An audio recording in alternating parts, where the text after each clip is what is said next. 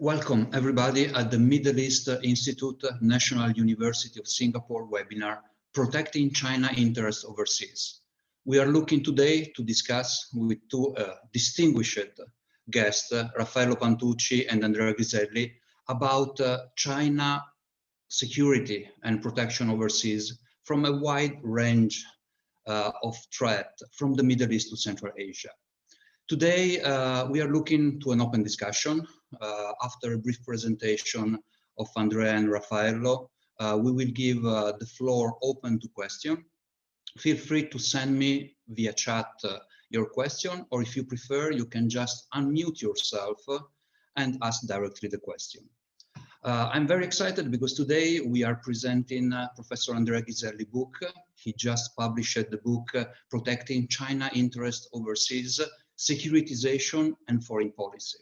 And we are going to discuss how the new challenge that China is facing in managing non-traditional security issues across a wide landscape. And of course, China, what is going to be China's strategic approach in defending its interests overseas. You can look at the bio of the two presenters today. I will just introduce briefly them. Dr. Andrea Ghiselli is a professor at the School of International Relations and Public Affairs in Fudan University. He is also head of the research in the China Med project, a project that looks at China in the Mediterranean region, sponsored by the University of Torino. Raffaello Pantucci, he is a senior fellow here in Singapore at the Rajaratnam School of International Study, better known as RSIS. He's also senior fellow at Royal United Service Institute in the United Kingdom. Raffaello published extensively on terrorist threat and counterterrorism. He traveled basically all Central Asia, and from London to Shanghai, previously he's been in all the major think tank. So now, without further ado, let's start the webinar. I have an open question for both our presenter today. I know, Andrea, that you don't judge a book by its cover, but in the cover of your book, if I recall correct, there is the first China overseas military base in Djibouti. I was there in 2019, but now with COVID, it looked like 30 years ago. Having said that, I am going straight forward to ask you, what are the implications for this base for China's policy security, strategic approach, with the focus on the area that our institute is looking at, Middle East and North Africa? Floor is yours, Andrea. So first of all, thanks a lot to Alessandro for the very kind introduction, and thanks of course to the Middle East Institute of NUS for hosting today's talk. I've been looking forward to discussing this topic and of course learning from both Alessandro, that is way too modest to say that he also published a lot on similar issues, as well as Raffaello. So I think it's going to be a very fun and fruitful discussion today. So going to the base in Djibouti. The base in Djibouti, I see it as the most important and visible and significant product of a difficult, a long process that took place within Chinese foreign policy and security policy elites. Think of what are the instruments, what are the tools of statecraft that we want to use to protect our own interest overseas. Interest that, although at the very beginning of this process, of this debate in the early 2000s, were defined in a very broad way, now they are very clearly defined usually as the assets of Chinese companies and especially the life of Chinese nationals abroad. So it was a long process, mostly crisis-driven, as I show in the book. The evacuation about 36,000 Chinese nationals in 2011 from Libya was the key turning point in this story, and these also were the roots of the base in Djibouti can be found. And this because of two reasons. The first one is in the policy at the policy debate level. That's really what triggered so that really cemented the consensus that the PLA, the People's Liberation Army, must play a role in protecting Chinese interests overseas.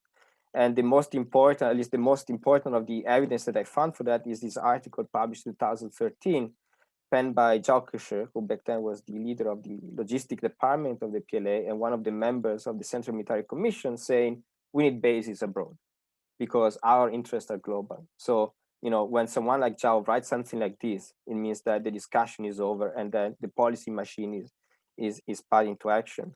And indeed, it was already moving in that direction with the decision made by Chinese government to send the first military attaché to Djibouti in 2012, following discussions held during the FOCAC meeting in 2012. And so Djibouti was already one of the most likely candidates for the first Chinese base overseas. Was not the only one, was so potential other options in Saudi Arabia, Oman, and Yemen, and so on.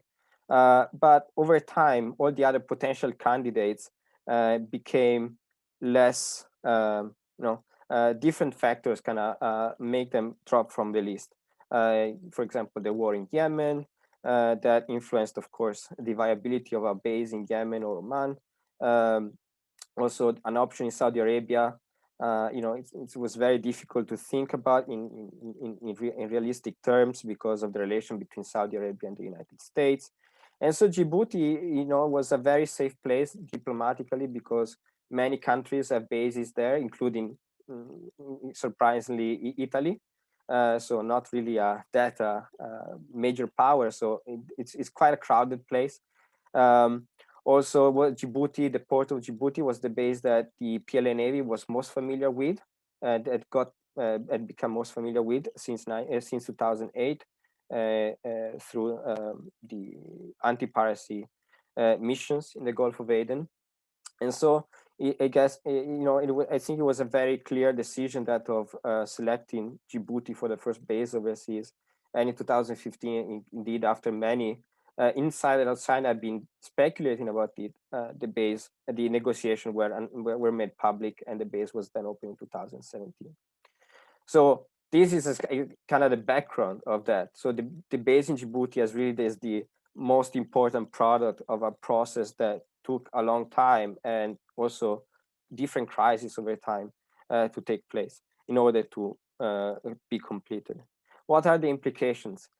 Honestly, it's still difficult to tell because the base is smaller than the American one, of course, but it's quite clear, now that there's a long and deep pier that is being completed. The base cannot host fighter jets or long-range military cargos, but can host helicopters and so far and so on. So the base can be an important platform for Chinese power projection in the region. But until nothing comes out of the base, aside from contingents that go out for training, it's still very difficult to understand what is the real meaning of the base in Djibouti. But it's definitely, we can interpret it as China's decision to create for itself a potential military option in case of emergency. An emergency, I'm not talking about conflict with another country in the region or conflict with the United States, situation in which I think that base would be pretty much useless, but as a useful platform for eventual extreme operations in case of emergency to free Chinese nationals being kidnapped or similar situations, or from which coordinate evacuations from other countries.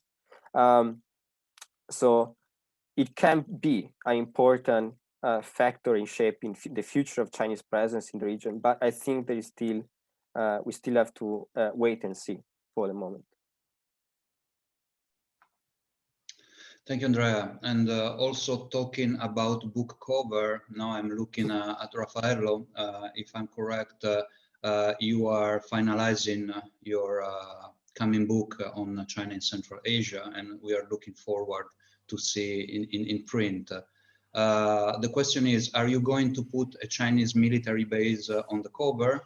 And are there Chinese military bases in Central Asia?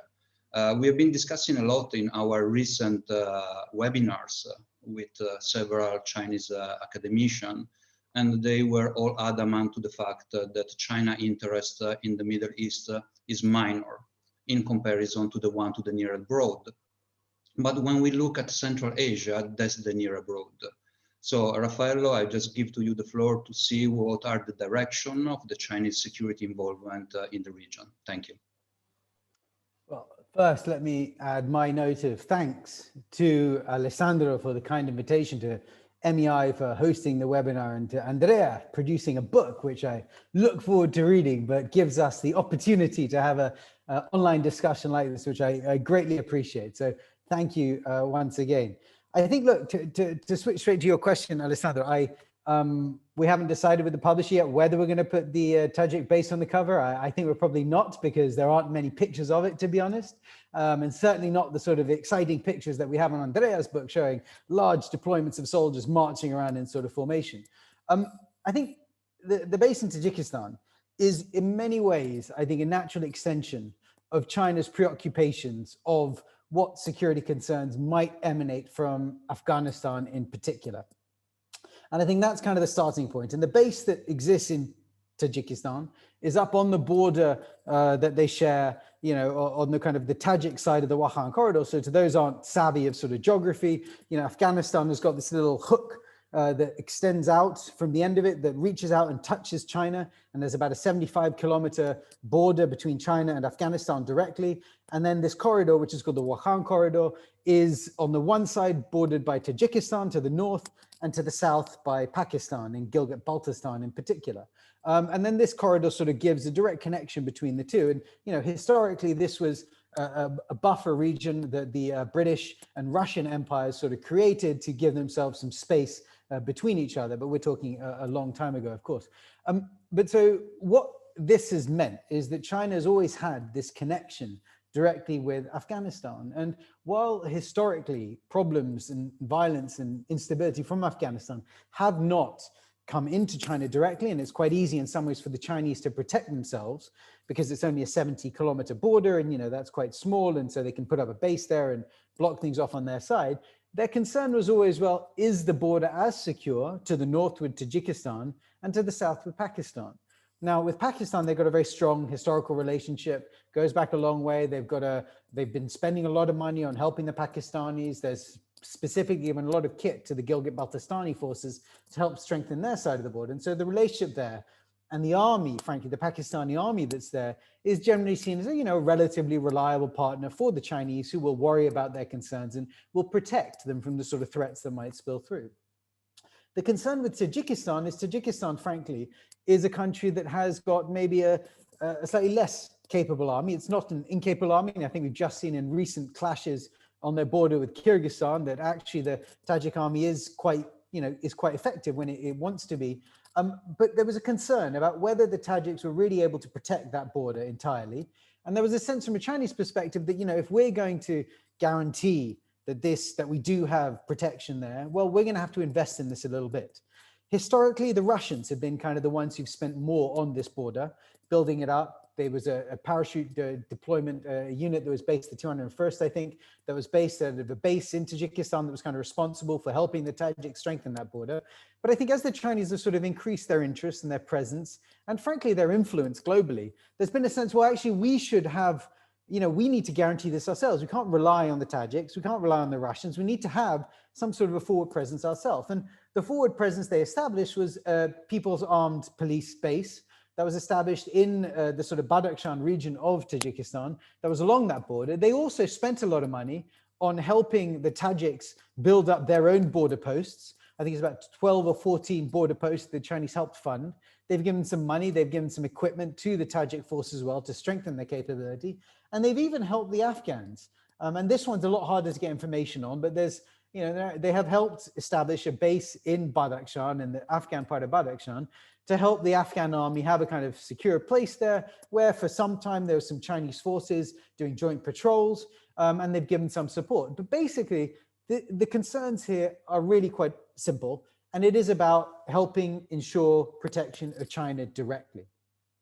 And I think the choice of deploying the People's Armed Police is a very conscious one. The PAP is an army which is fundamentally a domestic force, but a domestic force which has kind of international capabilities and is essentially about dealing with counterterrorism problems. It's about dealing with threats kind of to national stability and security. And so, you know, from a Chinese perspective, what they're worried about is less, you know, concerns of, you know, large Taliban armies mobilizing and then sweeping across Tajikistan and then sweeping into China, which is frankly a pretty rare, pretty unlikely set of events to happen. I mean, the Taliban is fundamentally a Pashtun force that really sees itself as more interested in Afghanistan than it does, frankly, in neighboring countries. You know, maybe they'd be interested in expansionism into Pakistan, but historically we've seen very little evidence of expansionism from the Taliban north. But there has always been a concern from a Chinese perspective of Afghanistan acting as a kind of a host base where Uyghur militants in particular could gather, plot, and try to launch attacks against China directly. And so from a Chinese perspective, the concern is, well, we need to have a bit more forward presence to help ensure our kind of direct protection of our borders there. And so I think that's the kind of context that we see within this kind of Chinese base deployment in Tajikistan. And I think the honest truth is it hasn't done a huge amount, I don't think. I think that this base has basically been a place for them to have a kind of some eyes and ears on the ground and some ability, I think, to help strengthen and ensure that the Tajiks and the Afghans in turn are worrying about the things that the Chinese are worried about and are actually doing it. Their concern, I think, otherwise is they spend money on these guys and they don't do what they really need them to do. And then maybe something slips through and then they have some sort of problems. And in some ways, I remember having some discussions with some Chinese interlocutors who sort of looking at, you know, Chinese security in Afghanistan in particular. And the interesting analogy they gave me, which kind of fit in a way, was the analogy they used was deployment that was done by the MPS down in the Mekong Delta. And you may remember back in 2011, 2012, there was a group of Chinese sailors who were kidnapped by local drug smugglers and murdered. And this led to a sort of great deal of anger in the Chinese, from the Chinese side, and a push to try to push into the Mekong to try to punish and capture these people. They did capture them, they brought them home, they tried them, and I think they were executed. But I think after that, you saw a great desire by the Chinese to try to increase their linkages and connectivity and presence in the kind of Mekong region to help ensure that this didn't happen again. And so what they did was they started doing joint training exercises. They do joint missions, and they even, I think, established some sort of basings. And the analogy was given to me by some Chinese counterparts who said, you know, basically what you're seeing in Tajikistan is kind of a local version of what we did previously in the Mekong Delta, which is essentially an extension of domestic security concerns and having a kind of presence in the neighboring country to help ensure you can kind of guarantee them. And so I think from that perspective, it really is more about China worrying about protecting its own borders and just pushing out where it's got that footprint a little bit further than what it might have had before, which would be sort of security stops right at your border. Here they say, okay, well, yes, security stops at our border, but if we're going to really guarantee it, we're going to have to push out a little bit. And I think partially that's to make sure they have their eyes and ears on it. It's also, I think, to some degree, a vote of no confidence in the neighboring partners' capabilities, frankly, because, you know, if the neighboring partners were able to guarantee these better, they probably wouldn't need to do that. So I'll maybe stop there, but I'd be happy to expand further. Definitely. I would like already to open the floor to the question, and I invite all our guests to take this opportunity to engage in a conversation with Raffaello and Andrea. I will just start to ask a personal question. In our previous webinar, we have been looking at how the United States and the overall Middle East security architecture is transitioning and transforming. Since Obama administration and with an acceleration during Trump administration, the US is looking more at East than at the Middle East. And in this respect, is there a chance for China to fill some of the vacuum that the United States has left? And as Raffaello mentioned, for Central Asia, there is also a new player that it's Russia that is getting more and more involved into the Middle East security affairs. Andrea, the floor is yours. It's a great question. Thanks for asking it. It's my personal opinion is that rightly, exactly because of these growing tensions between China and the United States in Asia, there is even less appetite than existed in the past for adventures outside. So when it comes to the pivot to Asia of the United States and what could happen in the Middle East and China's potential role in that, I think there are this development is seen both with concern as well as with some sort of satisfaction. Satisfaction in the sense that for a long time, Chinese analysts have identified what they call Western, NATO, or American interventionism as one of the main sources of instability in the region. So the decrease of that is seen definitely as a positive development. But at the same time, there are also a lot of concerns about, who is going to fill that vacuum, because at least if according to the open sources that are available, it seems quite clear that China does not want to fill that vacuum. Wants, of course, to help to coordinate, but does not want to lead it.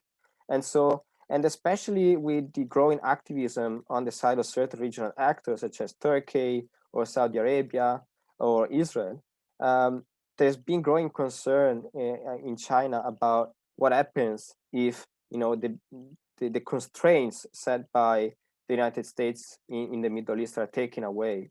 The risk is not that there will be more peace, but actually it could be even more instability than it used to be before. So definitely there is this corridor. There is this concern about what comes next, and Russia is seen as an important partner or important player in this context. The Chinese admire, for example, how Russia managed to pull off its intervention in Syria using its military force in a very accurate and strategic way, with few clear, simple goals to achieve, despite the tensions in Ukraine and of course, an economy that is not booming. But at the same time, there is awareness of the fact that Russia does not have neither the political willingness nor the resources to really rebuild after things have been destroyed, also by its bombers. And so that of course creates, that's another source of concern, because China, of course, the strength of Chinese diplomacy in the region is its economic power. But economic problems at home that, of course, decrease the amount of cash that is available for investments abroad, and the obvious risk that exists in investing in places like Syria, Libya, and so far and so on. China does not want to take it all for itself. Definitely would prefer a kind of more coordinated Middle East with less tensions among regional powers, less intervention from the outside. But exactly how to bring that scenario about, it's very difficult to tell. And I just think Chinese policymakers are still thinking about that. So yeah, this would be my answer to this terrific question. I see that I have a question for Raffaello, but there is a hand raised, and I will just invite Sonavane to unmute and then ask directly the question. Hi, my question here is for Raffaello. I was wondering, do you think Beijing's border fortification is just for security purposes, given China's ongoing expansionist tactics? And secondly, do you think the Uyghur Muslim factor play any role in China's actions in Afghanistan? Because if I'm not wrong, there were very recent reports of Chinese spies being caught in Afghanistan. So do you think they have a counter-terrorism threat there?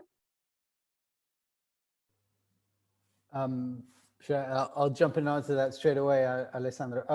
So I think two really interesting questions. Also, I'd actually might add some brief comments on the earlier question, if that's okay, Alessandro, as well. But I think, I think the base in Tajikistan, I don't believe it's part of a kind of effort by the Chinese to have a kind of a expansionist view of taking over Central Asia. I think it is kind of what it says on the tin, which is a base to give them some eyes and ears on the ground. Others I know have a different view of this, but my view of China is not in a way that it's expansionist in the way of wanting to take over all the regions next to it. I think it wants to be very secure in its own territory and kind of ensure the rejuvenation of its strength and power. And it wants everyone around it to be its friends and to help it in that goal. you know, or at least to not get in the way of that kind of goal. And I think that's where they're focused. I'm less a believer of China as a kind of power that's saying, okay, it's our turn to start invading neighboring countries and doing all these sorts of things. I just don't necessarily see that because I don't know that I see the appetite from their perspective to do that. I think where you could argue there is a kind of a difference in this, if you look at the sort of South China Seas, or if you look at some of the disputed borders that China has with countries like India, where, you know, the dilemma there is, I think from a Chinese perspective, they would say they're not being expansionist because rather than, you know, they're not moving into territory that's not theirs. They believe the territory is theirs. So it's just sort of claiming what was already theirs. It's just the other people on the other side didn't believe it was theirs and they're just sort of reaffirming it. And, you know, I accept that from the other side, it looks like expansionism, but I think in their interpretation, it isn't. So that's my view. Is I think they see kind of China as the country as it's shaped at the moment is what it should be. And then everything else should kind of be basically looking up to it and supporting them. And that's kind of how they, I think, see the world shaped. So I'm less inclined to think that it's a kind of expansionist effort. I do think, however, that what you'll end up seeing, as always happens with these kinds of bases, is that their uses multiply, you know, and so where may have started as a kind of very basic, you know, let's help the Tajiks build up their capabilities, become, you know, a bigger base that then can be used to do forward deployments or efforts that maybe stretch into other areas that weren't initially planned for. And is that expansionism, or is that, you know, just kind of evolution of a tool that you've got? I would interpret it more in that way than the kind of expansionist way. And then to your question about Afghanistan, which is a very interesting one and one I've done a lot of work on, is, I mean, there is, you know, there is a neuralgic fixation in Beijing about Uyghur militants, you know, around the world. And this has just become a fixation, an obsession of sorts. And you can see that they have really pushed out, and you can see the pressure they put on Central Asian governments to kind of repatriate Uyghurs that they're concerned about. They've been doing this for some time and they continue to. And Afghanistan is a place they've been very worried about this, and they continue to be. I would say to some degree this concern might be a little overinflated, frankly, because yes, there is evidence that there are some Uyghur militants there, but you know, the numbers I've seen are very low reported, you know, and if we look at, you know, the amount of times that we've seen any incidents, terrorist plots directed from these groups in Afghanistan, I mean, you can count them frankly on one hand. And I'm talking going back 20 years now, you know, so it's a very limited kind of thing, but the Chinese are very worried about it. And there is a great deal of effort that goes into it. And the thing you were talking about in December was a spy network that was disrupted by the Afghan intelligence, where reportedly this network of agents had been working to kind of make contact with various militant groups and establish a kind of a fake network that would sort of draw in Uyghur militants, which then they could take out. I think it was a very curious operation because from my understanding is all it seemed to do was cause massive tensions with the Afghans. And the Afghans are actually not averse to going after Uyghur militants either. From the Afghan government's perspective, you know, Uyghur militants are fighting alongside the Taliban and Al-Qaeda, which are groups that are against the government there. So they're quite happy to hunt them down. So I think it caused a lot of ructions, my understanding was within Kabul, because the authorities there, you know, were like, well, hang on, I thought we were meant to be working together on this. And then you go and do this secret thing with the Pakistanis, and very complicated, usual sort of murkiness one gets with all these spy stories. But I think to go back to your specific question, yes, there is a great deal of concern from a Chinese perspective about the potential for Uyghur militants use Afghanistan as a base to try to launch something back towards China. And I think that's a kind of I think it's an overinflated concern, to be honest, but it is certainly something that concerns them a great deal. If Alessandro, you can forgive me for 1 second to touch on the question that you asked Andrea, and because I have a mic, you have no way of stopping me here, but so I'll continue anyway. I think the question of a vacuum being left, I think Andrea is exactly right, that China doesn't want necessarily to fill that vacuum, but the dilemma is that nature abhors vacuums, you know, and if you do have a vacuum, that doesn't mean natural stability will come. Actually, problems will still exist. And the problem from a Chinese perspective is if they become so substantially economically invested in people, invested in miners and all these other things, then, you know, they can't just sort of stand by, because by standing by, they will suffer. And so they will find themselves getting dragged into this. And I would argue are starting slightly to see this happening already in some different sort of ways. So if we look, for example, in contexts where, you know, China becomes, by being such a large investor, I mean, the example that people always look to is Sudan, right? Where if you look at the Sudan historical case, the tension in Sudan and South Sudan, you would find the leaders of these countries would go to Beijing to try to resolve their differences, because CNPC was one of the biggest investors in the country, and the Chinese embassy was quite active on the ground. And so there's a sense that actually China was finding itself getting pulled in to trying to help resolve some of these issues. If you look at Myanmar, right next door, where we're now seeing all this trouble, and there seems to be some evidence of China at least giving tacit agreement to sort of what's happened. But I think the Myanmaris did come and ask them if they, if they would object if something was to happen, and obviously the Chinese said okay. And so the thing is, I think you're going to find the Chinese getting dragged into these situations more and more, and it's going to create an interesting context which they're going to have to react to. If we look at Indonesia recently, there's been a number of terrorist plots that have been disrupted in Indonesia where there's been evidence that the people were talking about trying to target Chinese workers or Chinese based in Indonesia. And this was not so much out of concern about Uyghurs and so on and so forth, though there was a little bit of that rhetoric in there. It was actually much more about Chinese laborers coming into the country and displacing the local labor force. And this caused some sort of tensions within the two, so much so that they found themselves, now I don't want to over-egg this because it's still quite low level what we're talking about. But I think the key point is that China becoming a big player on the world stage, it has consequences, and it has consequences in that you become a target. And the approach that China takes was, well, we're just here to do the investments and not get involved.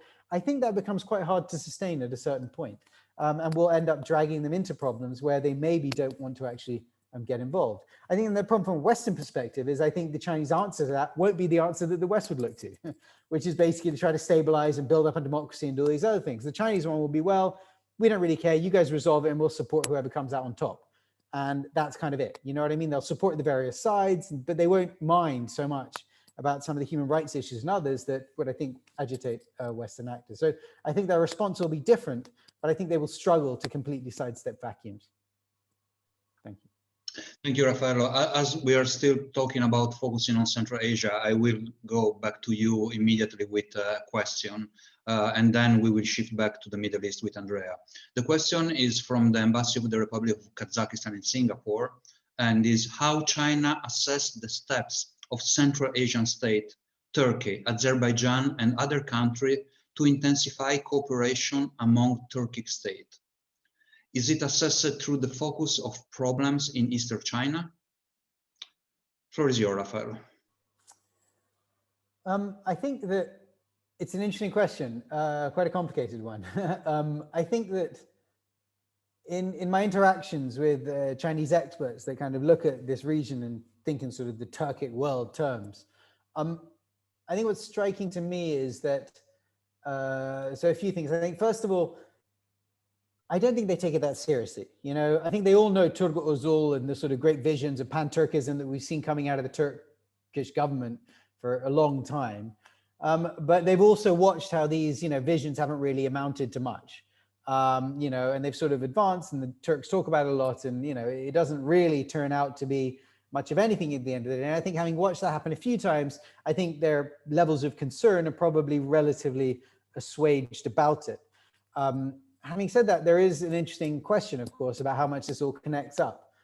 Because of course, the people that live in Eastern China are Turkic as well. And so, in that conception of sort of greater Turkic identity would stretch right into there. And that, of course, becomes an issue with the Chinese perspective. What's interesting, I think, is they've kind of gone back and forth on this over time.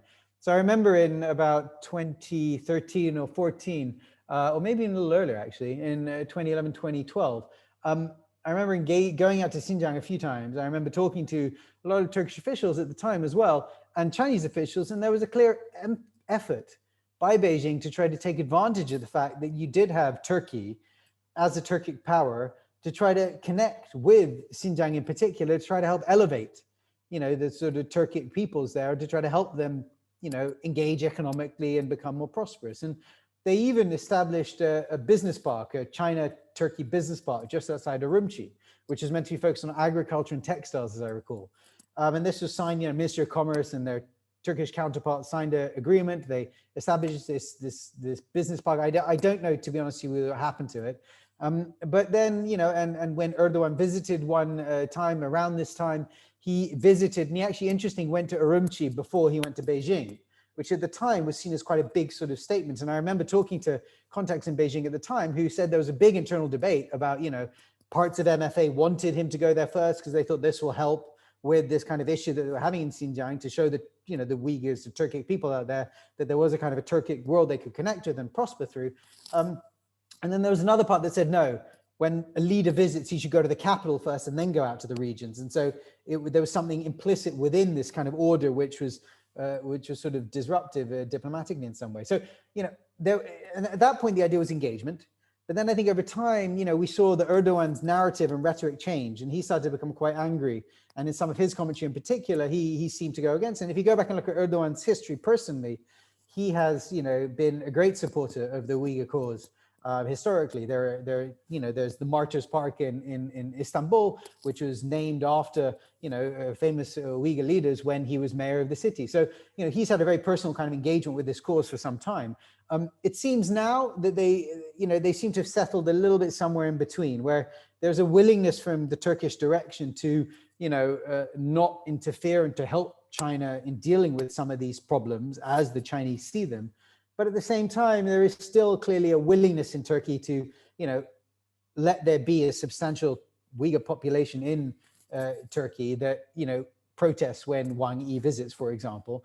And they don't sort of, clamp down on these protests as aggressively as you might think, if they were really, eager to show the Chinese that they were kind of supportive. So, I think that, and Turkey, the reason I keep talking about them is that they really are key to this whole debate about sort of pan-Turkism. And I think they're the key to it from, I think, a Chinese perspective as well, as the kind of key partner within that. But yeah, I think, I think from the Chinese perspective, it's a kind of complicated issue, I think. And I think that there it comes down to really their relationships with the governments. And I think in Central Asia, I think the Chinese got a pretty strong relationship with all the local governments in dealing with some of these concerns and issues. In the Caucasus, I think it's maybe less of a concern in some ways. And then when they get over to Turkey, it's a complicated story that frankly cuts in lots of different directions. So, but they seem to be able to strike a balance between themselves on this. And that probably speaks to bigger Turkish geopolitical visions more than anything else. Thank you. Thank you, Raffaello. And now back to you, Andrea. I have a question from my colleague, Amim Lutfi. We run together a podcast, Boots of the Ground, and we are always focused on the role of private security. You just mentioned before China and the problematic about kidnapping and ransom. So the question from my colleague, Dr. Amim Lutfi, is how serious is China thinking about saving on cost and responsibility by outsourcing the protection of their foreign asset to private military and security companies? Are they only thinking about Chinese security company, or are they also thinking about hiring local or third country companies? Floor is yours, Andrea. Another great question. As far as I understand, the debate on the use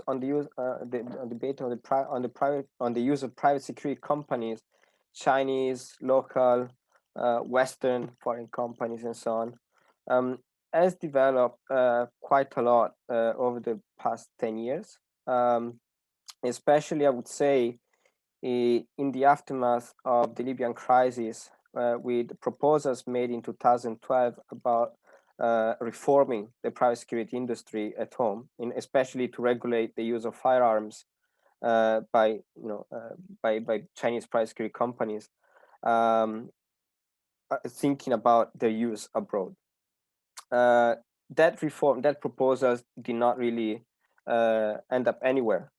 Nothing really happened. We still have the same laws that were approved in 2010.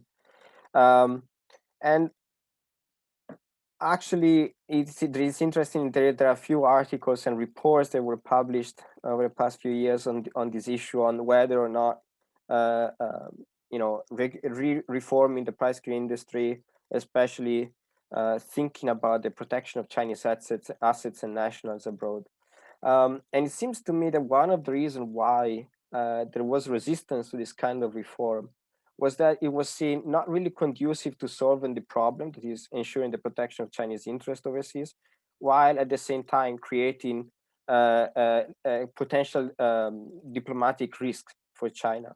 especially in the case that these Chinese nationals carrying guns could be exchanged for being Chinese soldiers, or in the case that they shoot or they're shot by someone, creating friction with local communities and so on. While at the same time, now the Chinese private companies are much cheaper than the high-end ones from the West.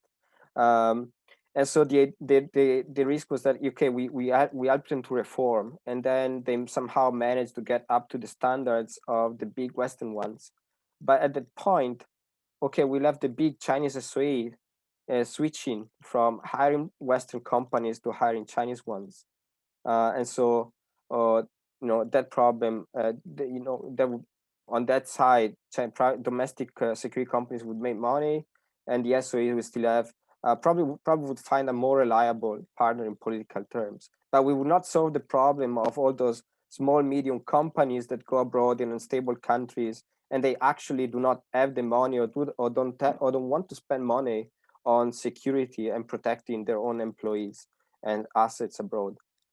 So I would say that in a way there was the consensus, at least the temporary consensus, was that for the big Chinese SOEs that have the money, the billion to spend on high-end security, that can keep on hiring Western companies because they're reliable, they're politically neutral. If some of their operator dies or kills someone, it's their problem. It's not China's problem. At the same time, my understanding is that outside maritime security, in which there are some Chinese private companies that provide armed services, generally speaking, Chinese PSCs are positioning themselves as either consultants and or kind of intermediaries between their contractors, their employers, their employers, and eventually local partners. Then at the point, if you hire local people, you solve the problem of carrying guns, which is not allowed for which foreigners are not allowed to do in many countries. You also have kind of your employee there is less risk of creating friction with local communities because they come from the same, they're local people. So I don't think there is a clear preference, honestly, for one solution or the other. It's all about, on one hand, how much it costs to hire one kind of company and how much costs hiring the other one, and what are the political and diplomatic risks that come with one choice and the other. So I think, again, I think it's a very pragmatic and goal-oriented way of thinking over this issue. Thank you for the question. I'm going back to Raffaello now with a question from Professor Nurlan Adikanuli from Narsos University in Almaty, Kazakhstan. Dear Mr. Raffaello, is there a division of interest between Russia and China in Central Asia, where Russia operate in the military political sphere and China in the economic one? And may these two states change their roles in the future? Bless you, Raffaello, and the floor is yours. Thank you very much. Easy question for you. Yeah, thank you. Thank you very much for that, Alessandro, and to your colleague, I think it was Nurlan who asked it. Very interesting question. I mean, look, I think there is a kind of a cliche, I would argue, that runs around the discussion of Central Asia, which is that, the Russians do the security and the Chinese do the economics. And this kind of division is kind of how the world is divided. It works there. And I just don't see it, to be honest with you. And I don't see it for a number of different reasons. I think, first of all, the most elemental thing, which I don't quite comprehend, is security costs money. So in this calculation, we're saying that the Russians are spending money and the Chinese are taking money. And, that doesn't sound like it works for the Russians, I would have thought, right? So that's always one problem I have with it. The other problem I have with it is that it presumes a level of trust between China and Russia, which I don't see, to be honest. I don't disagree that these two partners see themselves as strategic allies, geostrategic allies on the world stage. They will always kind of back each other up. And what we've seen over the past few years is a real hardening of that relationship at a kind of geostrategic level, in that sense that, the two of them see themselves as, powers that are, are led by strongmen leaders who, have a firm grip on power, don't want to let go, are worried, frankly, about the chaotic democracies that the West seems to be pushing. They don't like color revolutions. They don't like, you know, the Arab Spring type things and all the chaos that follows these issues. So, you know, they see themselves very much as part of a grouping that is against this kind of instability that they see coming out of the Western countries and capitals. And so from that perspective, I think they will always kind of come together. But at the same time, there is a deep level of distrust between the two of them. And you can see this in the sort of repeated, you know, spy scandals that we see happening for the most part in Moscow, where the Russians sort of catch people who are selling stuff to the Chinese. Or even if you look at some of the narratives that come out of Moscow, where there's that kind of concern about, you know, their East getting completely overwhelmed by the Chinese, or even in some of these hesitations you see by the FSB and the other security agencies in Russia to use Chinese technology, because they're just as worried in some ways about the Chinese, you know, using this technology to undermine and take them over, as they are, you know, frankly, the West. But from their perspective, their choices are either Western companies or Chinese companies. They will always go to the Chinese ones because their relationship with China is just of greater trust than that with the West. So, you know, I think that the relationship will always kind of locked together, but it's one that's very tense, and it's one that doesn't necessarily totally always agree with each other and come up together. And so if that's your starting point, why would the Chinese trust the Russians to be the ones to look after their security concerns in Central Asia? Be that in terms of worrying about, you know, Uyghur militants or dissidents that they see running around who they're worried might strike China, or Chinese companies or Chinese investments that are operating in the region. Why would they, you know, hand this responsibility over to a country who they don't entirely, totally trust? So I think from my perspective, actually, the story of the past few years has been a rising Chinese security presence in the region and an increasing attempt by Russia to try to claim back some of the economic pie in Central Asia as well. And I think that's the kind of interesting dynamic where actually I think there was a sense that China was doing a lot of economics and Russia kind of did everything else because Russia had the historical links with the region. But I think increasingly what you see now is a kind of a reassertion of the kind of economic side from the Russian perspective and a kind of an increasing elevation of the security presence from a Chinese perspective as well. And you can see this in lots of different ways. The base in Tajikistan is one story. The increasing high-end arms sales that you can see from the Chinese to a lot of these countries, you know, so if you look at, for example, the UAV platforms, the drones that the Central Asians are buying, you know, they're buying Chinese ones. You know, if you look at some of the high-tech telecoms tools that they're purchasing, they're looking to sort of Chinese contractors rather than Russian ones. You know, I don't think for any nefarious geopolitical reason. I think it's because they're good, you know what I mean? And it's a good product on offer at a reasonable price. So, you know, they are buying it. So, but that is changing a little bit, the sort of dynamic of the arms sales, I think, in the region, which used to be basically a story of Central Asians buying mostly sort of Russian hardware. And I think increasingly see that. And if you look at sort of some of the training exercises that they're doing as well, there's a kind of increase of Chinese presence and connectivity with the Central Asian security forces as well, which is about building up their links. It's about building up their contacts.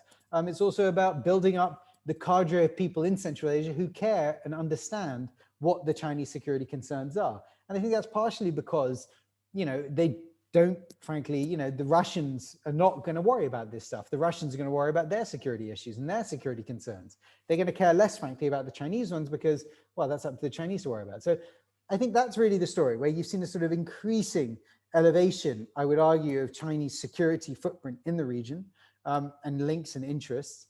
And at the same time, a kind of a bit of a pushback from a Russian perspective to reassert some of their kind of economic presence and economic connectivity.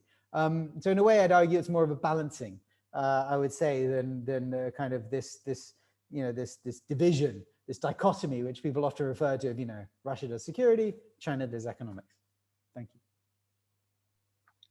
And Raffaello, you just mentioned there is a question from Dan, but previous to this, you just mentioned arms transfer. For example, that there is an increased transfer of Chinese UAV in Central Asia. They are efficient, and especially the efficiency is in cost effectiveness. Then I'm looking at Andrea, looking at Chinese arm transfer in the Middle East. Same case, Saudi Arabia, the kingdom acquired an entire industrial line to produce the Winlong, the Chinese UAV. But that was not a matter of price. Saudi still, beside the economic crisis, have money to spend on military hardware. It was the fact that the United States were not willing to sell the Reapers and the other kind of drone. Similarly, in Turkey, when they approached, it was during Obama administration, to buy the Patriot, then they end up trying to buy the Chinese anti-missile system. It didn't end well, but they ended up with the S-400 from Russia. So Chinese military transfer in the Middle East, difference or similitude with the one in Central Asia? I think there are differences and similarities as long as we expand, our focus not only to military transfer, but we expand and include also, more generally speaking, law enforcement, cooperation, or related sales of things.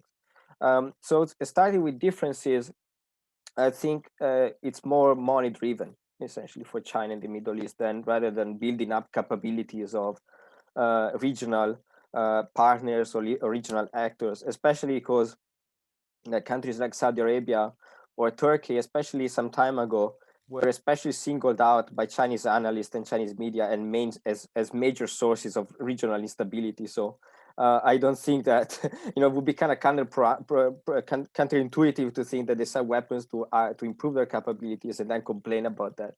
So I think it was really about seizing the economic opportunity where it's there. And indeed, I think this is exactly what happened with Turkey, for example. I think the Chinese really hoped to make that sale, and the Turks were mostly playing with the Chinese card against the Americans. I think that was mostly the case, and China just being part of this, hoping to make this major sale to a NATO country, and of course there was some money involved. So from this point of view, I think we are looking at different phenomena, though the actual object is the same.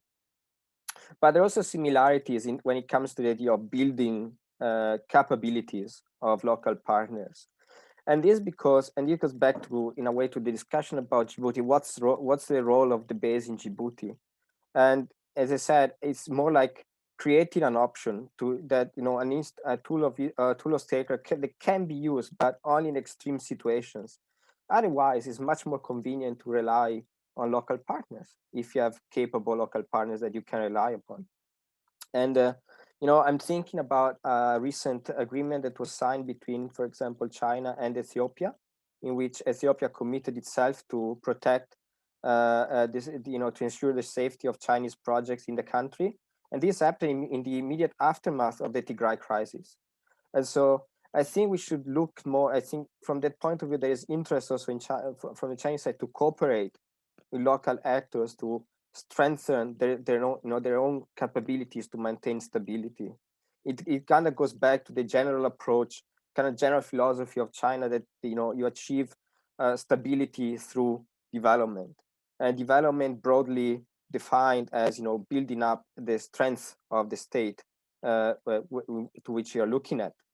So from this point of view, instead, it's quite similar to what happens in Central Asia. Just instead of talking about military, big toys, we are looking at lower profile, but more kind of practical kind of cooperation that is meant to, avoid an increase of security burden on Chinese diplomacy and transfer it on the local partner, especially when it's also, of course, in the interest of those same partners that Chinese assets are protected. So I think, yeah, similarities but differences in what we're looking at in the two regions. Thank you, Andrea. Now I have two questions from Dan, but prior to reading it, I'm really encouraging our audience to ask directly the question. Just raise your hand and ask the question. So it will avoid, especially to Andrea and Raffaello, to keep seeing my face and listening my oral pronunciation when I read the question. But back to Dan's question.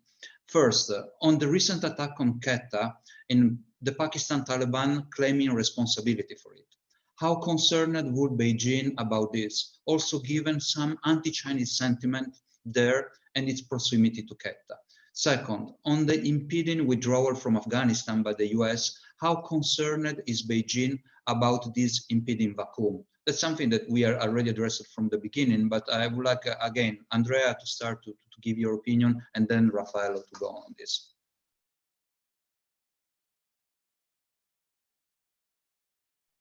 And Andrea, you need to unmute yourself. Sorry. As I was saying, with myself, I was talking with myself. I think, of course, these things are seen with cannot but be sources of concern from China, and I think they're seen as somehow connected. You know, interventionism, poverty, lack of local development, all these things mixed up, and they create instability and then fuel terrorism, and Chinese assets can become primary targets.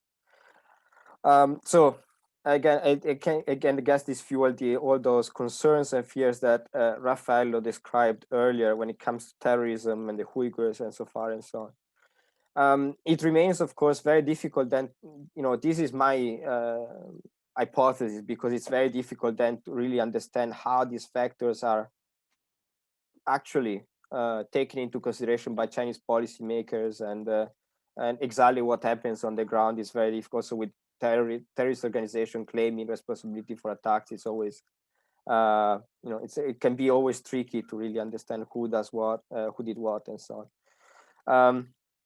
So definitely concern about what similar events looking at these events as symptoms of something worse to come. But exactly how that is going to shape Chinese policy, I think it's still quite difficult to tell, honestly.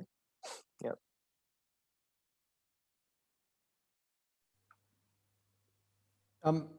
I'll come straight in, Alessandro, if that's okay, assuming you wanted me to comment on this, and I guess by that little nod that's a yes. I think that, you know, so two very interesting questions. I mean, look, the Quetta attack is very curious. We don't really know who they were targeting. It was a bit surprising, in fact, for TTP to launch an attack there. That's not usually the area of operations. So it was a bit surprising that TTP did do an attack there. It was also interesting they put out two claims. So the first claim, they said it was us. And then the second claim, they put out a claim saying, oh, we weren't targeting foreigners.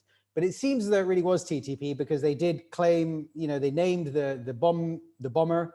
The evidence seems to point very much in TTP direction, but it's still unclear to me exactly what the plan was. And talking to contacts in Pakistan, I haven't had absolute clarity yet on what the kind of view is about it. My understanding is that to some degree, there's a view that says TTP recently has been kind of reorienting itself and strengthening, kind of rebuilt itself after a period of kind of calming down. And so it's possible that this was kind of a big attack intended to kind of demonstrate that the group was back and it's capable and it's able to do something substantial.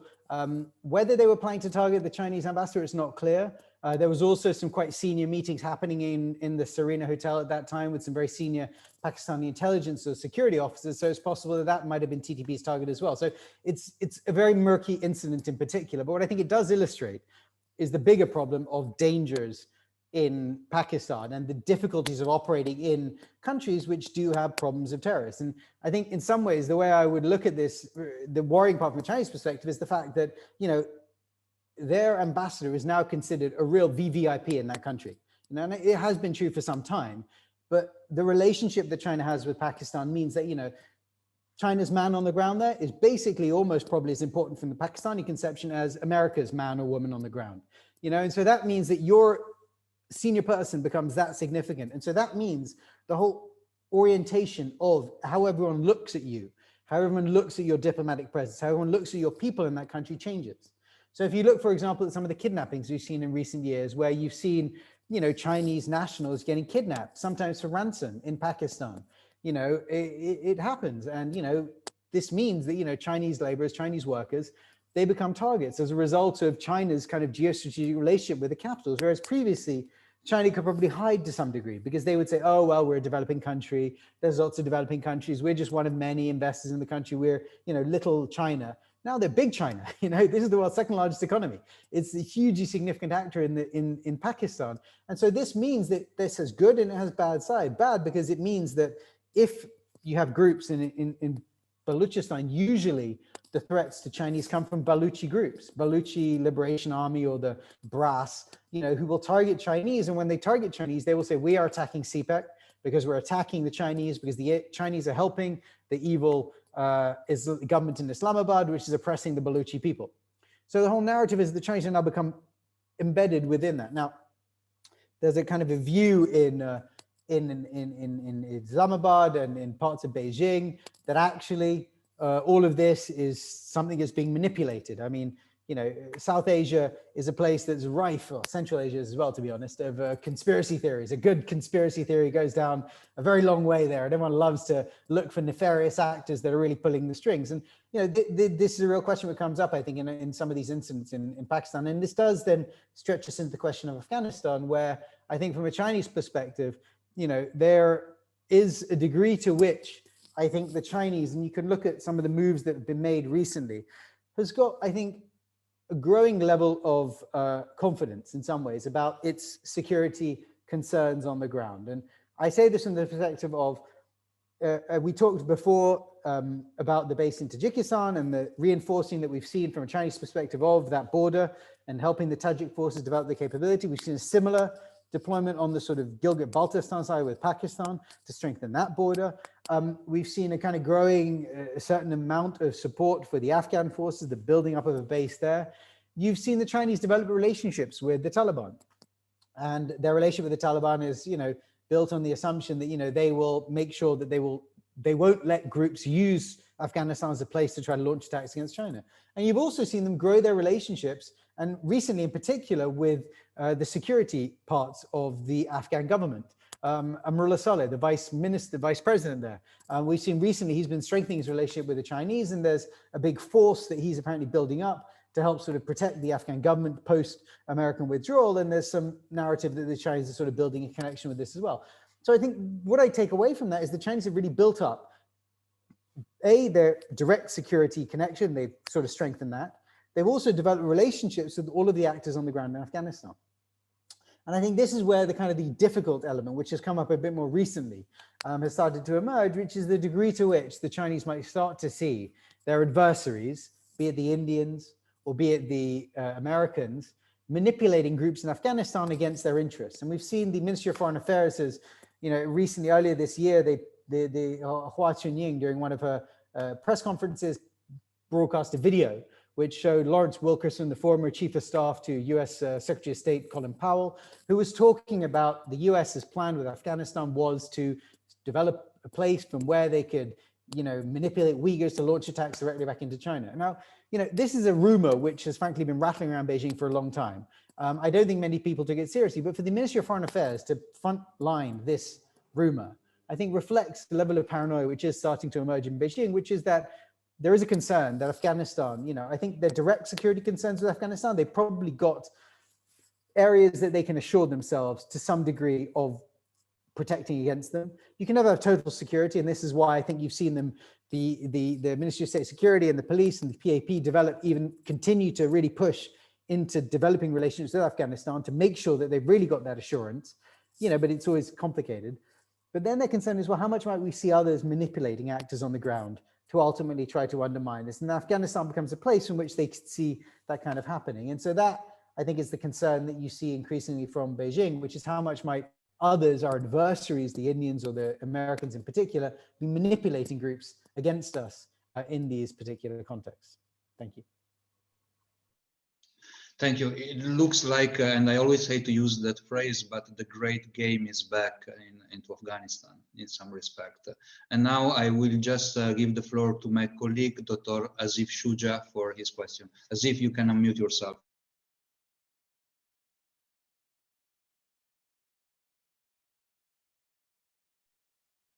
Okay, thank you, Alex.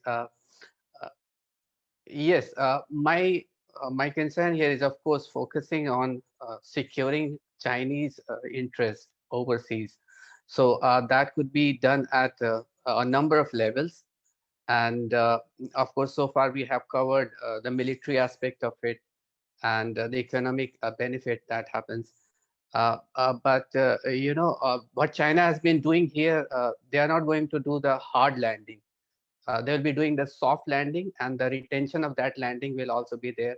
So a lot of it, you know, when it is being done, the narratives are to be created. And for China, it's very important not just to enter into a particular terrain, but also to stay there. And in that regard, not just the opinion of the ruler, but also the public opinion is important. So my question here is, of course, pertaining to the role of the civil society, the think tank, the machinery which creates those narratives. For instance, this particular narrative that China is not interested in the strategic domain, just economics, you know. So how far has China been investing in that narrative, control of it, or the creation of it? That is one aspect of this question. And the other aspect of this question is the diaspora. Chinese, here, the main competition is between the United States and China.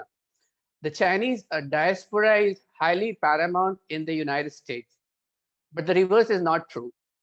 So how far is that going to play a role in the future? The great game, what my colleague has just mentioned, how far is that going to play? Because we are talking in terms of decades, if not century. Thank you so much, Alex, for providing me the opportunity. Thanks to you, Aziz, for the question. I mean, we are talking now about China's soft power. We can start with Andrea and then move to Raffaello. Sure, I totally agree. In the sense that one of the main sources of concern and also one of the main causes of Chinese cautiousness when it comes to think how do we protect our interest overseas is exactly thinking how others are going to react to our moves. That's a crucial element. And mentioned earlier the discussion about development, the use of private security companies, relying on local partners and so forth and so on. It's all part of that. At the soft power level, so how actually then also how that happened, also the narrative level. I'm quite sure that all these kind of partnerships, partner relations, and so on, I push forward, especially usually at gov to gov relations. So definitely there is a constant engagement with local elites, including not just of course governments, but also think tanks, scholars, universities, and so far and so on. And my impression is that, of course, there is also engagement with the broader public opinion, civil society, but really the effort, at least I can talk about the Middle East. I'm not really sure about Central Asia because that's a bit outside my scope of my research. But the focus is really ensuring that there is support from local governments, to these kind of partnerships with China, because they remain, in any case, countries in which the government has definitely levers to, control public opinion and so far and so on. So as long as there is the support of local partners, things are fine. Of course, there is also, we should also look at the economic side of this narrative that is constantly promoted, that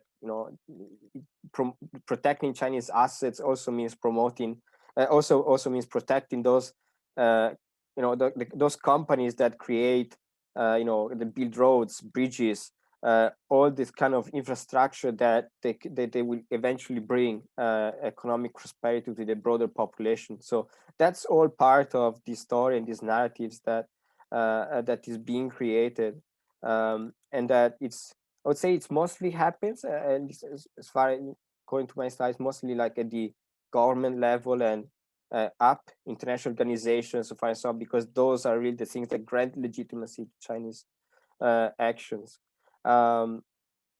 So this is for kind of soft power, at least the narrative side.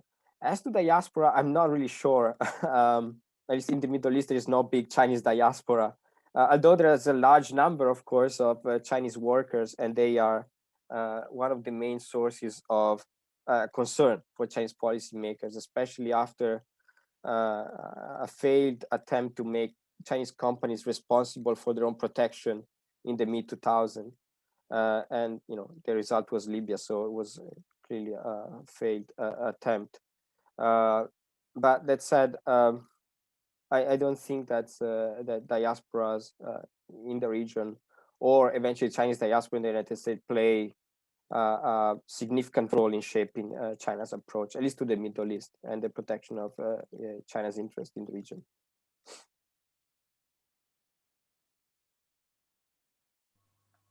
Back to you, Raffaello. Thank you, Alessandro. I think a really interesting question. I mean, I think, you know, the public opinion one, it's one that everyone, you know, worries about a lot in terms of, you know, Chinese soft power. What does it look like? You know, everyone talks about Confucius Institutes and they talk about, you know, other sort of cliches like that. I think Alessandro's right. I'm sorry, I think Andrea's right in, you know, in the degree to which in the countries that we're talking about in a lot of cases, there are places that frankly, you know, sort of the public space discourse is to some degree controlled by the authorities. And so I agree, the Chinese conception is probably, well, as long as the authorities are on board, then whatever, frankly. I think the question then becomes, how much do the governments always control the situation? And I think what you have seen in some Central Asian contexts is that you've seen that a sort of level of anger has bubbled up from below that has ultimately caused problems for the Chinese. Be this in terms of people, you know, businessmen getting attacked, in terms of projects getting stalled. You know, you have seen that to some degree. And I think the response usually from a Chinese perspective is to get the local authorities to deal with that.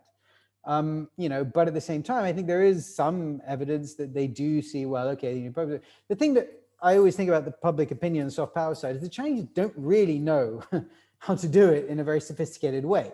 You know, I think their analysis of how to do this is essentially, well, you know, we'll just find some academics and we'll pay them some money and they'll write an article and then do a report which comes to a conclusion that we know, which is our investment's great, and then that'll be it, you know what I mean? And that'll persuade the locals somehow, because, you know, as we all know, you know, and you're sitting here listening to a panel of three, you know, academics who write opinions everywhere about stuff, you know, we know that everyone's reading our opinions and acting on them. I mean, in reality, you know, it's not clear to me that this stuff actually influences. And so, you know, I don't know that frankly paying another academic in, I don't know, Kazakhstan to write an op-ed that's positive in a local publication is really going to change, you know, the public opinion in Kazakhstan. I think what you've seen, which is much more effective, is instead a form of CSR, which is when companies invest in a place, you know, they invest in a village and they go out and go to that village and go to the village elders. So, you know, we're here, we're building our, you know, copper mine or whatever, or we're building a pipeline through your territory,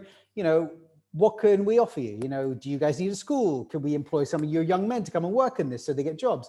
You know, that kind of CSR, I think, is a much more effective tool. And I think what you have seen over the past few years is a real push by Ministry of Commerce in particular to try to get Chinese companies that are investing in countries to think more in those terms. And I think the big lesson for them was the Mysore Dam in Myanmar, which was this giant billion-dollar project, which came completely apart, frankly, because the locals complained so much about it that the whole project had to stall for almost a decade, essentially, and a huge amount of money was wasted and lost.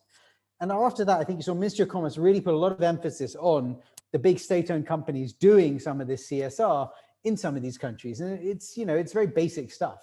You know, building a school for a poor village, you know, will win you quite a lot of friends in the local community. So that kind of stuff is quite effective. I think the sort of opinion shaping side, I'm not sure that China really has the sophistication to be able to kind of pull that off. A lot of because the reason that this stuff works, if we look at, you know, what the Americans churn out or what others do, is that people are attracted to something, you know, and if they're attracted to something, they'll see it positively and then all the good will flow from that. You know, and in some places they see a benefit from China, and you can see in Central Asia, there are a lot of young Central Asians who are going increasingly to train and learn in schools like the one where Andrea is teaching at the moment, you know.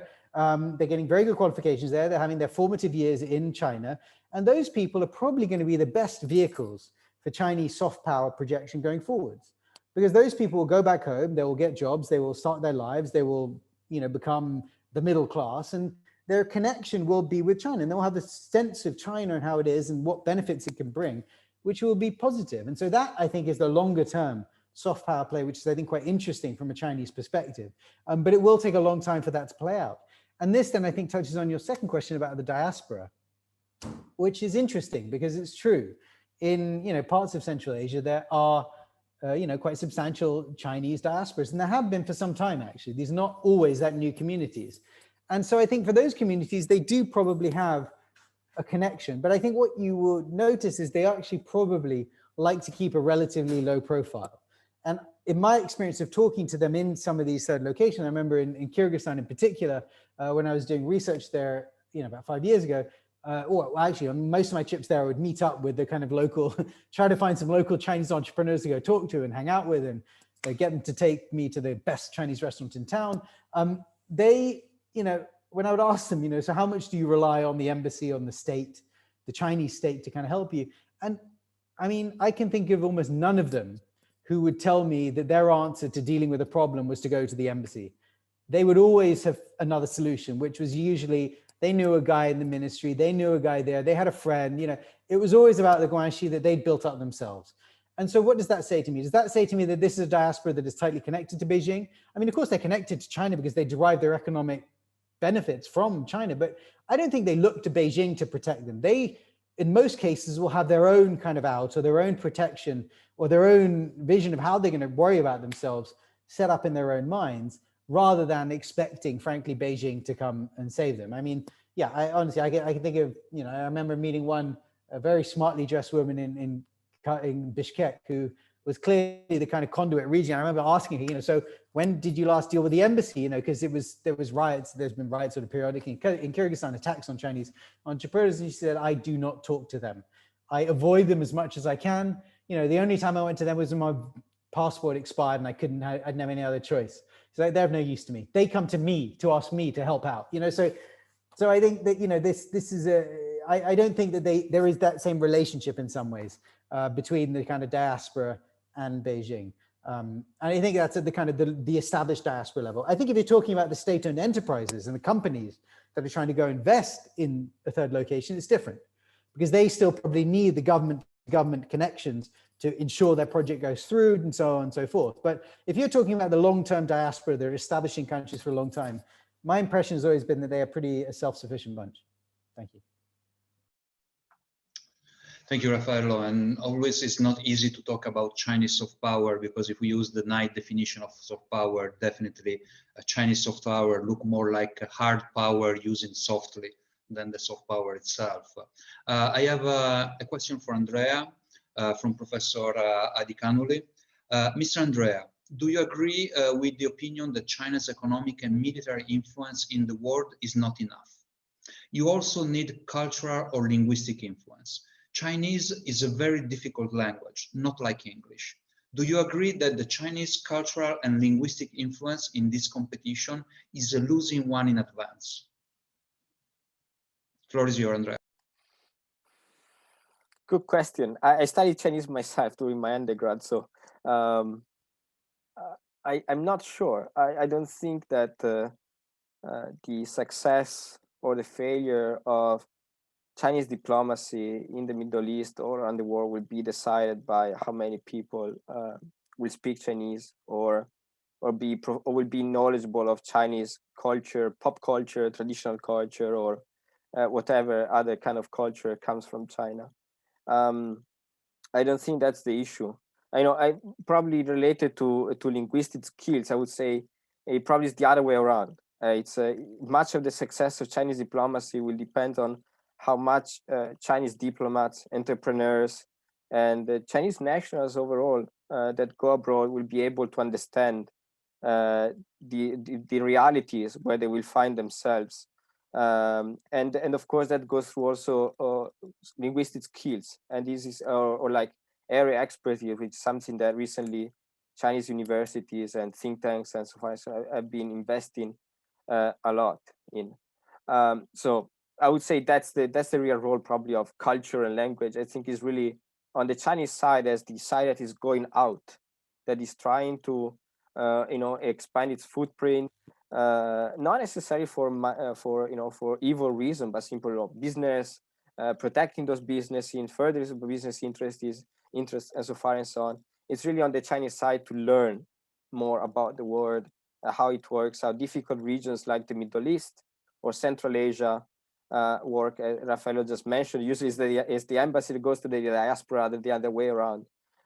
So it's really, I think it's the onus is really on the Chinese side rather than on the world. Of course, outside is important to know Chinese, I think, for research reasons and to understand better how the country works. Because especially now, if you are familiar with Bob Jervis' work on misperception, it's important to understand when, intentions, what a country's intentions are and what are not. And of course, it's as researchers, that's our job to interpret, to make the kind of research, interpret Chinese actions. But again, I think it's really also about China learning and more about how those regions work. In a way, if you look at the Chinese MFA, they've long been translator ambassadors. So at least in parts of the Chinese foreign policy bureaucracy, this linguistic or cultural problem does not exist. But I think it's not. But when we talk about enormous bureaucracies, things can get a bit messy. So I think knowledge about the other, it's really something that it's up to China to continue, expanding and building on, rather than the other way around. Thank you, Andrea. I think we have time for one more question. In the meantime, I want to basically give my 20 cents on the complexity of Chinese language, just quoting Padre d'Entrecol, a Jesuit missionary who was just after Matteo Ricci, and he just mentioned only with the help of our Lord we can study this language. Having said that, Andrea, you just mentioned the need for the Chinese to understand where they are going to invest, the need to create area expert, and Raffaello mentioned several times the need for eyes and ears on the ground. That's an euphemism for intelligence. Andrea, you said that in 2011, PLA Navy did a great job in Libya during the collapse of the regime of Muammar Gaddafi in exfiltrating 36,000 Chinese workers. But someone else did not a good job in understanding that the collapse was imminent. Same in several other areas. If we look at the Gulf, at the GCC, when it erupted the friction between UAE, Kingdom of Saudi Arabia and Qatar, China was still working on the free trade agreement with GCC. So where do you see the trajectory? And this is for both of you in improving area expert and local understanding of China in the Middle East and in Central Asia. Andrea and then Raffaello. Okay, I'll be super quick. I think that really the problem, at least when it comes to Libya, to the case of Libya, was not on the side of the MFA. I think also, I mean, even if former Chinese diplomats told to Global Times and Chinese media that they've been aware of this, that this kind of events could happen. And that the real issue why it happened is that Chinese companies decided to essentially not to listen to the warnings from the government.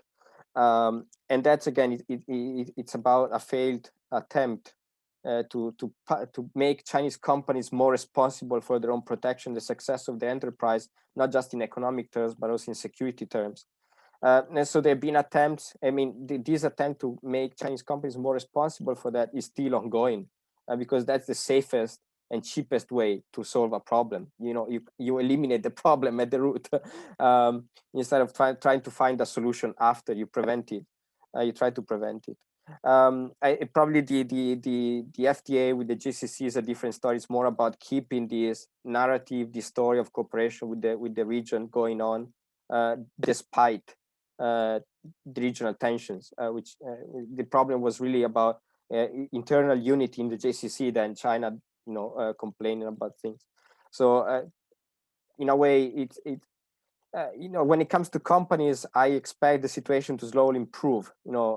Become more cautious, also relying more on security, on private security or consultants and so forth and so on. When it comes to other cases, eventually, say, of Chinese attempts to achieve something and not making and not being successful in doing that, sometimes I guess it's not just about China. It's also about the counterparts. They were not either ready or active enough or capable enough to achieve the same goal. So I guess we will keep on seeing potential successes and failures. Probably, I would say we would expect less cases, less Libya in a way, because that would be the real success. So less failures it would be an indicator of increasing success of understanding the world and being capable of avoiding problems by literally preventing them. But again, difficult to tell because the dynamics on the ground are so complex and so changeable that there are still, everything can still happen.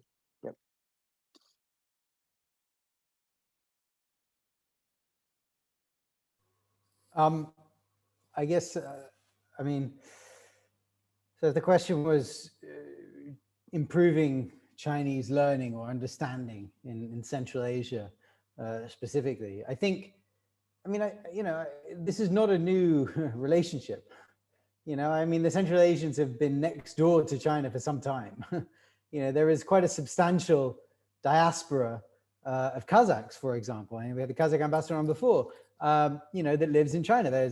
They are Chinese, passport holders, and they're Kazakhs, and some of them have unfortunately got caught up in the camps that we've seen in Xinjiang. So, there is a human connection that's long existed in Central Asia with China. So, I think they kind of have a mutual understanding of each other that's very sophisticated. If we're talking about basic linguistic skills and kind of sense of understanding of how modern China is developing and so on and so forth, I mean, I think there it's something that, I think the complicated side of this is, how do you incentivize your system so that people who learn this particular language will come back home and then work in the institutions and the ministries that you need them to help ensure that your country is able to have a good understanding of the other side. Now, in Kazakhstan's case, for example, the Karim Masimov, the man widely lauded as one of the most competent sort of officials in the country, who I believe is currently the head of the National Security Council. I think he was a deputy minister, and I apologize, I'm forgetting exactly his title now, but very competent man. But my understanding is he's completely fluent in Mandarin, and he operates in his meetings with Chinese counterparts in Mandarin because he can, and that's just his ability. So he's got a pretty good understanding, I think, of what's going on. He can read the materials himself. So obviously within Kazakhstan, they have got, a cadre of people who can frankly do this. And I think in the other countries, it's probably a little harder. And I think they've got varying degrees of capabilities there. You've got a lot of Confucius institutes across the region, which, on the one hand, one can worry about the degree to which they might be pushing Chinese narratives that, frankly, we should worry about around the region. But at the same time, they do provide a way for young Central Asians to learn Mandarin, which, they can then theoretically grow up and use in whatever they want. And I think taking advantage of that is probably a good thing. And, I think a lot of the Central Asian countries do see that benefit and do try to take advantage of it. But I think in terms of how you get that, I think it's a question really of how do you kind of normalize the learning of the language in such a way that it doesn't become a kind of exclusive thing that, there's that little cadre of sinologists, love to read Confucius and Sun Tzu and, watch, the monkey, the three kingdoms, all this sort of cliche, you get away from that and it becomes just, if you want to really thrive, you do learn this language and then you take that language into whatever industry you choose to go into, or you take that language, then go work for the government in whatever capacity you do. And then it just becomes a kind of a part of your understanding of the world and you continue to follow it. And so I think that's kind of the best way in some ways to enhance national capabilities to be able to kind of manage the relationship with China, is to no longer make it such a kind of exclusive thing that is kind of, something that's off in a corner, but is something that is kind of more normalized. And, I think within ministries and institutions, it's possible to incentivize people to do that. You can, offer promotion to people who've, learned the language or have taken the time. There's all sorts of bureaucratic tricks you can do. So I think that there's ways of doing that. And I think it's probably a good thing and a positive thing and a necessary thing. And you can already see this, I think, back, I'm notwithstanding my Italian name and my wonderful Italian colleagues here on the call, I am actually British. And if I go back and look at the UK and colleagues there who are working in government, or friends I know who work in government, I can see that there is a growing premium put on people who frankly speak Mandarin, and who know China, have a kind of understanding of it. So it's kind of permeating through its system. And that is, I think, enhances the government's capabilities to be able to kind of respond. The only final point I'd add is, I do not speak Mandarin to the quality and level that either of my two colleagues on the call do. And so I definitely know that they are far more expert, but they can function in the language, and I have dealt with it, worked in the past. But it is difficult to learn. But it's, I like, you aren't all foreign languages quite difficult to learn when you first try, and I don't know that necessarily we need to elevate Chinese to be just this impossible creature that is so far away from every other language. I'm pretty certain that someone trying to tackle Arabic would look at it, a European trying to learn Arabic would find it just as complicated, or even, you know, a European trying to learn Russian, frankly. Russian is not an easy language to learn.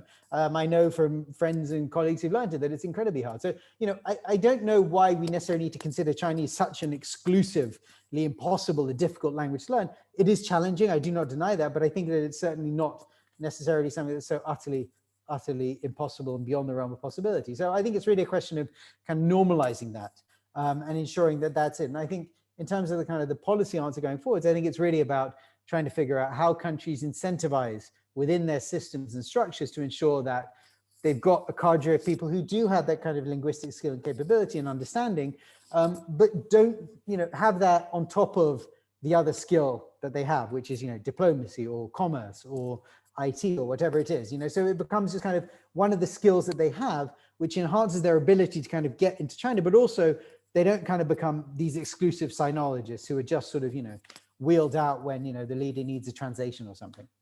But anyway, thank you. Thank you very much, Raffaello. And just on time, we are at the end of our webinar.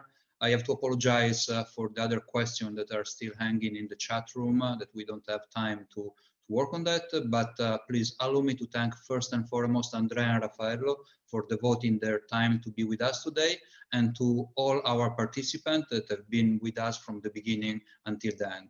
Thank you very much, and see you soon online on the next event that the Middle East Institute is organizing.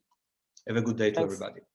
Thanks for the hospitality. Take care. Thank you for the invitation, and congratulations, Andrea, on the book again. Thanks. Take care. Bye-bye.